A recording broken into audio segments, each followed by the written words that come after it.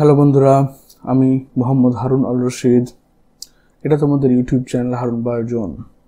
আজকে আমরা এই ভিডিওতে ক্লাস 12-এর হিউম্যান রিপ্রোডাকশন চ্যাপ্টার থেকে গ্যামেটোজেনেসিস পদ্ধতির শুধুমাত্র স্পারমাটোজেনেসিস প্রসেসটা আমরা আলোচনা করব এনসিইআরটি বই থেকে, এবং এটা শুধুমাত্র বিশেষ করে তোমার নিট অ্যাসপিরেন্টদের জন্য ভিডিওগুলো খুব উপকারী। তো চলো প্রথমে শুরু করি আমরা গ্যামেটোজেনেসিস।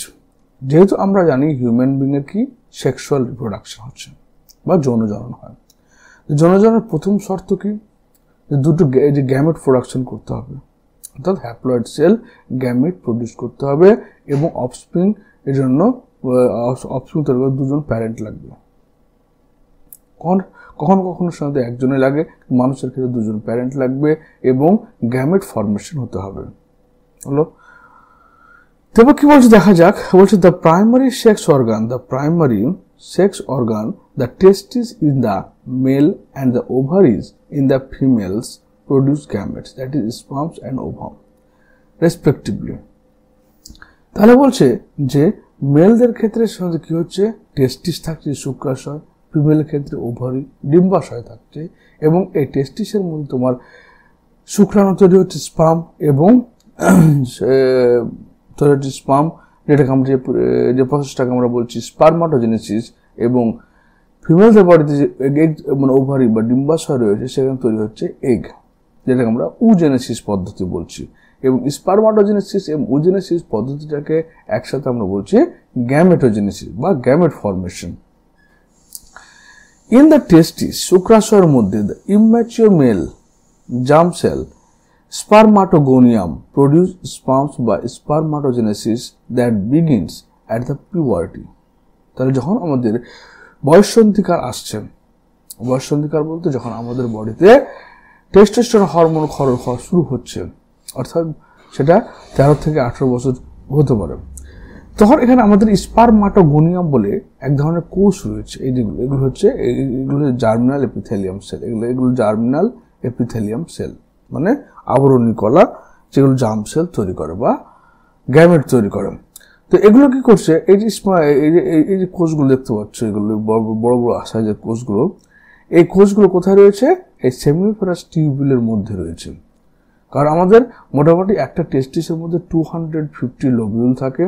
এই লোবিউল একটা করে ঘর বলছে, এটাকে লোবিউল বলছি আমরা, এবং এখানে সাধারণত 1 থেকে 3টে সেমিফেরাস টিউবুল পরস্পরের সঙ্গে পেঁচিয়ে অবস্থান করে। এবং সেমিফেরাস টিউবুলকে যদি আমরা ক্রস সেকশন করি তাহলে দেখতে পাবো যেরকম বাইরের দিকে তোমার কি থাকছে, বাইরের দিকে তোমার লেডিগেজ সেল থাকবে, এভাবে এগুলো তোমার সাধারণত জার্মিনাল সেল থাকবে, এবং থাকবে কি কিছু কিছু ছোট ছোট সার্টোলিস সেল, এগুলো সার্টোলিস সেল বলা হয়, যেগুলো নিউট্রিশন প্রদান করবে। তো এই জার্মিনাল এপিথেলিয়াম সেল বা জার্মিনাল সেল যে রয়েছে, সেখান থেকে আমাদের প্রথম কোষটা উৎপন্ন হচ্ছে কি প্রাইমারি স্পারমাটোসাইট।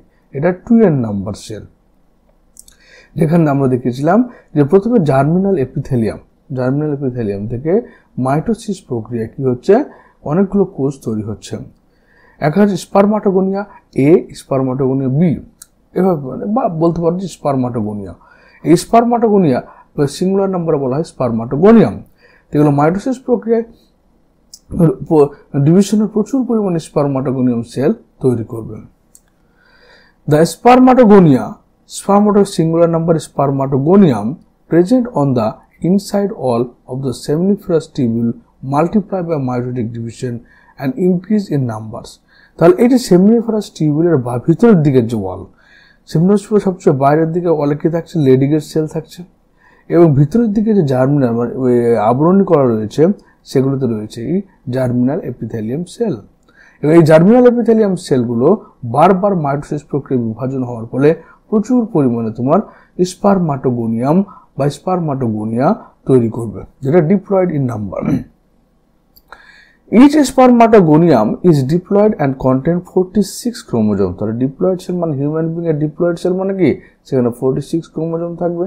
তাই স্পারমাটোগোনিয়ামের মধ্যে কত রয়েছে, 46 তোমার এই রয়েছে ক্রোমোজোম নাম্বার রয়েছে। সেখানে কি থাকছে, 44টা অটোজোম আর এক্স ওয়াই বা হ্যাঁ XY থাকছে। এটা হচ্ছে তোমার প্রয়োজন ক্রোমোজোম নম্বর। এটাকে মাল্টিপ্লিকেশন ফেজ বলা হচ্ছে। মাল্টিপ্লিকেশন ফেজ তার কি কাজ হলো, যে জার্মিনাল এপিথেলিয়াম কোষগুলো থেকে মাইটোসিস প্রক্রিয়ায় বারবার বিভাজন হওয়ার ফলে সেখানে স্পারমাটোগোনিয়া তৈরি হবে। Some of the spermatogonia call primary spermatocyte. Spermatocyte periodically undergo meiosis. এবার যে স্পারমাটোগোনিয়াম সেলগুলোকে দুটো ভাগে ভাগ করা যায়, একটা এ টাইপ স্পারমাটোগোনিয়াম, একটা বি টাইপ স্পারমাটোগোনিয়াম। তো দেখা গেল কিছু স্পারমাটোগোনিয়াম সেল স্টেম সেল হিসেবে থেকে গেল, মানে সেগুলো পরবর্তীকালে যদি থেকে যায়। আর কিছু স্পারমাটোগোনিয়াম সেল আবার কি হচ্ছে, গ্রোথ ফেজে আসবে, অর্থাৎ সেটাকে ওর মধ্যে সাইটোপ্লাজমের কনসেন্ট্রেশন, সাইটোপ্লাজম নিউক্লিয়াসের কনসেন্ট্রেশনটা বাড়বে, সেলটা আকারে বড় হবে। এভাবে তোমার প্রথমে কিছু কিছু স্পারমাটোগোনিয়াম কি হচ্ছে, সাইজে বড় হচ্ছে। ওকে, এবং এই সাইজে বড় হওয়ার পরে তারপরে এই প্রাইমারি স্পারমাটোগোনিয়াম প্রাইমারি স্পারমাটোসাইট তৈরি করবে। তাহলে স্পারমাটোগোনিয়াম এবং প্রাইমারি স্পারমাটোসাইটের মধ্যে পার্থক্য হচ্ছে যে স্পারমাটোগোনিয়ামটা যখন আরো ম্যাচিওর হবে এবং আকারে বড় হয়ে তোমার প্রাইমারি স্পারমাটোসাইট তৈরি করবে। এর ডিভিশন হবে না, এখানে ওটা সাইজে বড় হবে। A primary spermatocyte complete the first meiotic division. A primary spermatocyte complete the first meiotic division. First meiotic division, reduction division, leading to formation of two equal haploid cell called secondary spermatocyte. এরপরে চলে আসলো তার প্রথমে multiplication ফেজে কি হলো, প্রাইমার্ডিয়াল sell থেকে তোমার প্রাইমার্ডিয়াল সেল বা জার্মিনাল এপিথেলিয়াম সেল থেকে তোমার মাইটোসিস প্রক্রিয়া প্রচুর স্পারমাটোগোনিয়াম তৈরি হলো। তারপর দ্বিতীয় নম্বর ফেজে কি হলো, স্পারমাটোগোনিয়ামটা তোমার সাইজে আকারে বড় হলো এবং প্রাইমারি স্পারমাটোসাইট ফর্মেশন করলো। এরপর মিওটিক ডিভিশন ফেজ বা ম্যাচুরেশন ফেজের মধ্যে ফার্স্ট ফেজটা হচ্ছে কি মিওটিক ডিভিশন ফেজ, যেখানে প্রাইমারি স্পারমাটোসাইট তোমার মিওসিস 1 প্রক্রিয়ায় ডিভিশন হওয়ার পর দুটো সেকেন্ডারি স্পারমাটোসাইট তৈরি করছে। এবার এখানে 2 এর নাম্বার থেকে আবার এন নাম্বার হলো কেন, কারণ মিওসিস 1 কে বলা হয় কি রিডাকশন ডিভিশন। তাই এখানে ক্রোমোজোম নাম্বারটা কি হয়ে গেল, 23 হয়ে গেল। which have only 23 chromosomes each. The secondary spermatocyte undergoes the second meiotic division to produce the 4 equal haploid spermatid.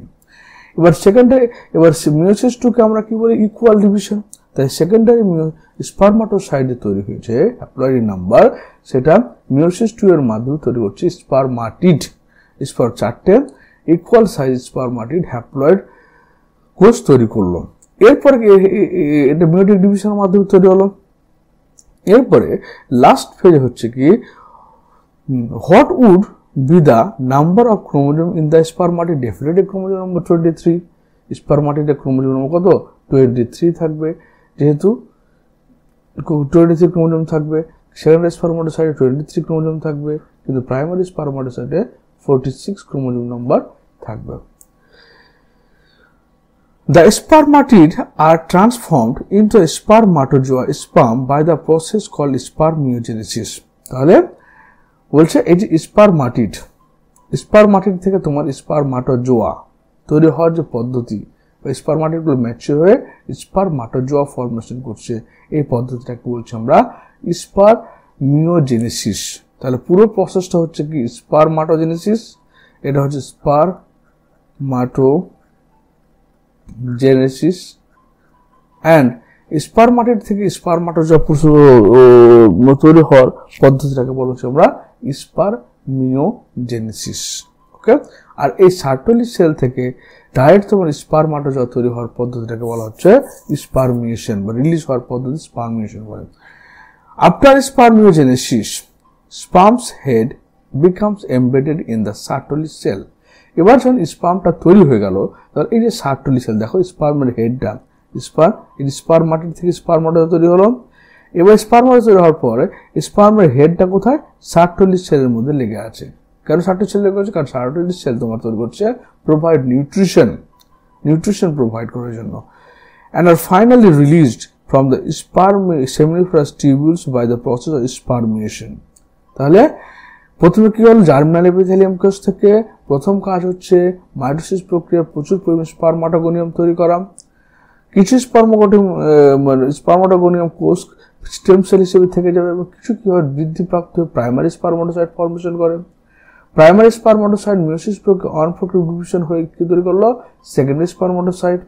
Secondary spermatocyte আবার মিয়োসিস 2 প্রক্রিয়া বিভাজিত হওয়ার ফলে স্পারমাটিড তৈরি করলো। এই স্পারমাটিডগুলো তোমার স্পারমাটোজোয়া তৈরি করলো। এবার স্পারমাটোজোয়াগুলো সার্টলি সেলের সঙ্গে মাথা অ্যাটাচ করে থাকলো, কেন? কারণ পুষ্টি প্রদানের জন্য।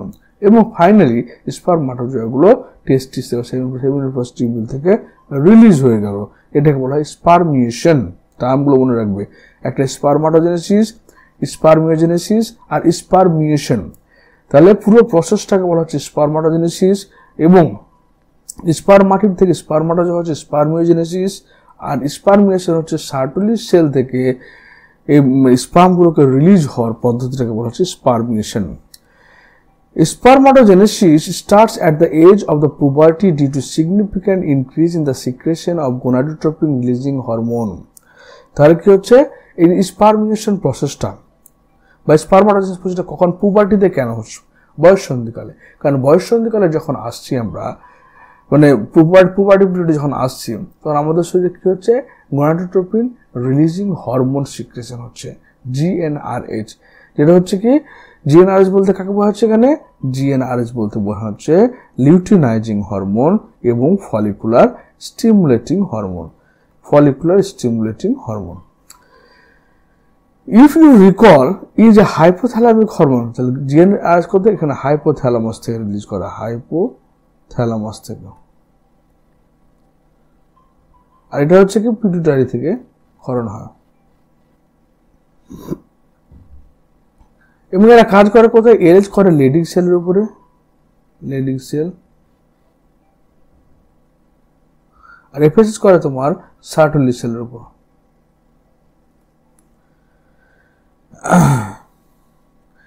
হ্যাঁ, the increased level of GnRH then act as the anterior pituitary gland and stimulate secretion of 2 gonadotropin luteinizing hormone and follicular stimulating hormone.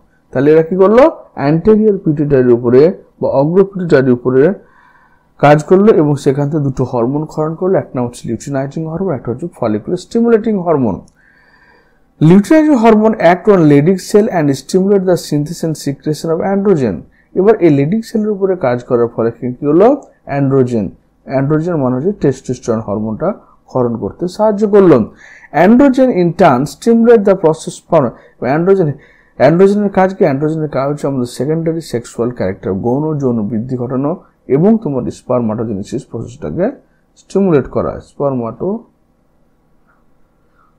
প্রসেসটাকে stimulate করা হচ্ছে। FSH act on the Sertoli cell and stimulate. FSH কি করবে? কাজ করলো সার্টলি সেলের উপরে, sell, এবং সার্টলি সেলের কাজ করে এবং প্রোভাইড নিউট্রিশন এবং এগুলো কি বলো? কি দিল এটাকে? Nutrition, secretion of some factor which help in the process স্পারমাটোজেনেসিস।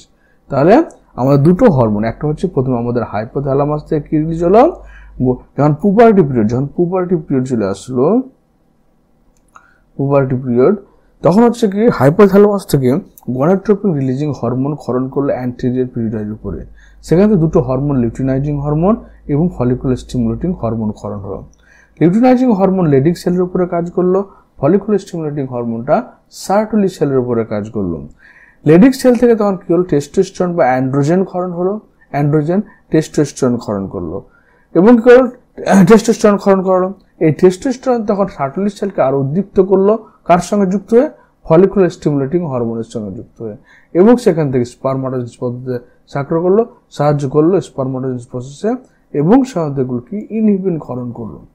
এবারে ইনহিবিন কি করছে? তখন আবার নেগেটিভ ফিডব্যাক পাঠাচ্ছে হাইপোথ্যালামাসকে, পিটুইটারিকে, যে আর এই হরমোন ক্ষরণের দরকার নেই, এবার স্পারমাটোজেনেসিস প্রসেস কমপ্লিট হয়ে গেছে, তোমরা হরমোন ক্ষরণটা বন্ধ করে দাও। এটা নেগেটিভ ফিডব্যাক ইনহিবিশন বলা হয়ে থাকে। Negative feedback inhibition.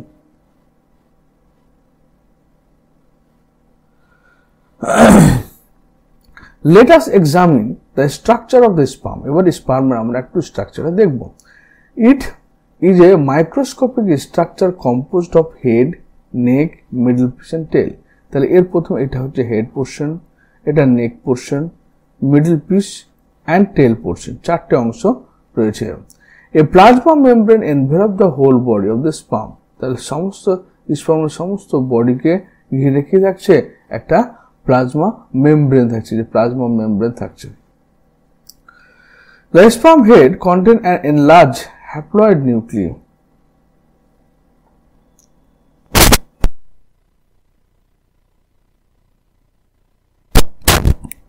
স্পার্ম হেডটা তোমার একটা বড় নিউক্লি থাকে, এনলার্জ করে থাকছে। এনলার্জ নিউক্লি এনলার্জ হ্যাপ্লয়েড, যেহেতু গ্যামেট মানে কি হ্যাপ্লয়েড নাম্বার, এবং একটা হ্যাপ্লয়েড নিউক্লি তার মস্তিষ্কের মধ্যে থাকছে।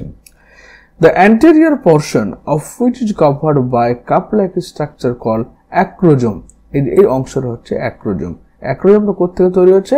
এটা তৈরি হচ্ছে গলগি বডি থেকে। গলগি বডি থেকে তোমার অ্যাক্রোজোম তৈরি হচ্ছে। অ্যাক্রোজোমের মধ্যে তোমার কি থাকছে? বিভিন্ন ধরনের এনজাইম থাকছে। হায়ালিউরোনিডেজ, যখন ফার্টিলাইজেশন নিষেক ঘটছে তখন এই অ্যাক্রোজোমটা তোমার এগ সেলের সঙ্গে যুক্ত হচ্ছে এবং সেখানে এনজাইমগুলো হায়ালিউরোনিডেজ,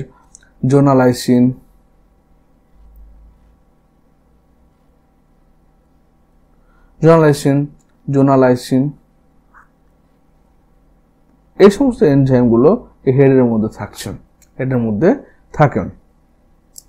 The acrosome is filled with the enzymes that help fertilization of the ovum. তাহলে এই এনজাইমগুলোর কাজ কি?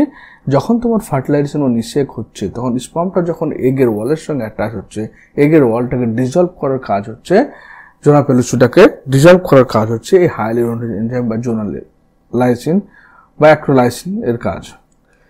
The middle piece process membrane possesses numerous mitochondria which produce energy for the movement of tail that facilitates the sperm motility essential for fertilization. তাহলে middle পিসে কি থাকছে? প্রচুর পরিমাণে মাইটোকন্ড্রিয়া থাকবে। আমরা জানি মাইটোকন্ড্রিয়া হচ্ছে powerhouse of the cell. কেন মাইটোকন্ড্রিয়া থাকছে?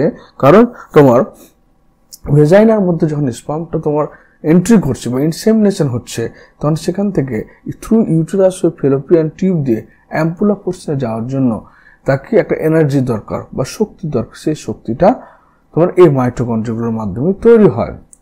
The human male ejaculates about 200 to 300 million sperms during coitus, which is normal fertility. তাহলে যখন নর্মাল ফার্টিলিটি বা নর্মাল সন্তানকে জন্ম হওয়ার জন্য যখন কয়টাস মনে হচ্ছে কি সেক্সুয়াল অ্যারোজাল উত্তেজিত অবস্থা, তোমার বলতে পারো যে ইন্টারকোর্স অবস্থায়, সেক্সুয়াল ইন্টারকোর্স অবস্থায় যখন ইজাকুলেশন ঘটছে তখন সেখানে 200 to 300 মিলিয়ন স্পার্মস একবারে তোমার বেরিয়েছে। মোটামুটি 1.5 থেকে 2 কোটি স্পার্ম একবারে একটা ইজাকুলেশনের মাধ্যমে বেরোচ্ছে। তার মধ্যে only 60% sperms have normal shape and size, and at least 40% of them must show vigorous motility. মানে 60% ক্ষেত্রে নর্মাল সাইজ শেপের স্পার্ম থাকছে, কিন্তু 40% স্পার্ম কি খুব বেশি শক্তিশালী, যারা তোমার এগিয়ে দিয়ে খুব দ্রুত এগিয়ে যেতে পারে। যদিও বর্তমান পৃথিবীতে একটা সার্ভে জানা যাচ্ছে একমাত্র 10%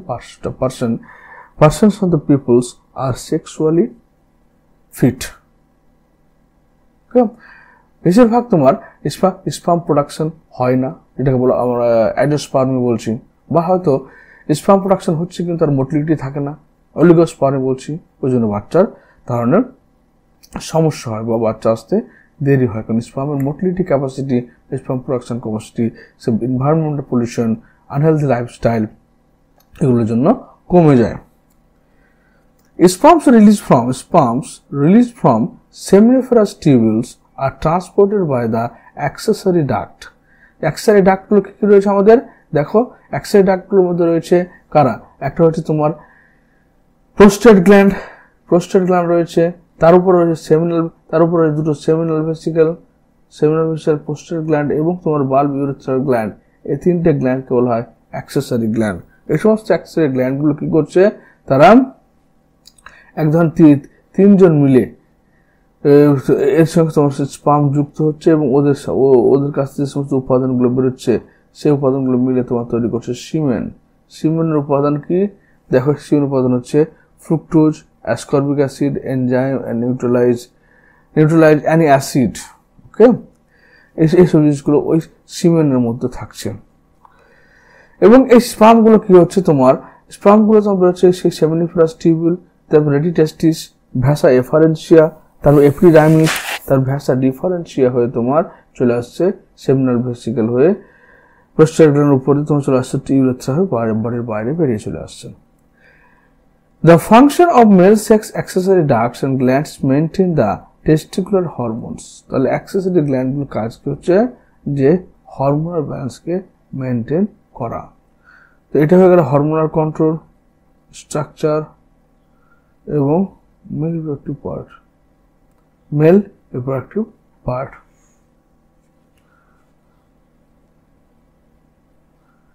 আশা করি তোমরা স্পার্ম অর্গানাইজেশন প্রসেসটি বুঝতে পেরেছো। ভিডিওটি দেখার জন্য তোমাদের অসংখ্য ধন্যবাদ। Thank you.